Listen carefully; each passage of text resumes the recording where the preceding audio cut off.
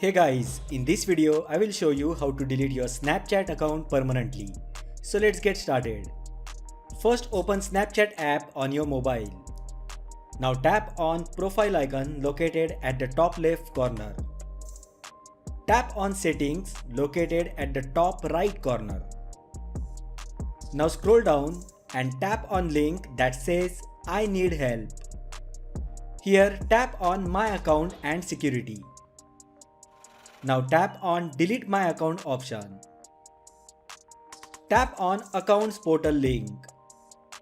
Here on delete account screen, enter your Snapchat password.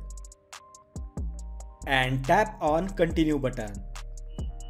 As you can see, Snapchat account is now deactivated. If you change your mind and wish to reactivate it, then you need to log into your Snapchat account within 30 days. After 30 days, account will be deleted permanently. So that was a short tutorial on how to delete your Snapchat account permanently. If you find the video helpful, then like the video, share with your friends and subscribe to my channel. Thanks for watching and I will see you in the next video.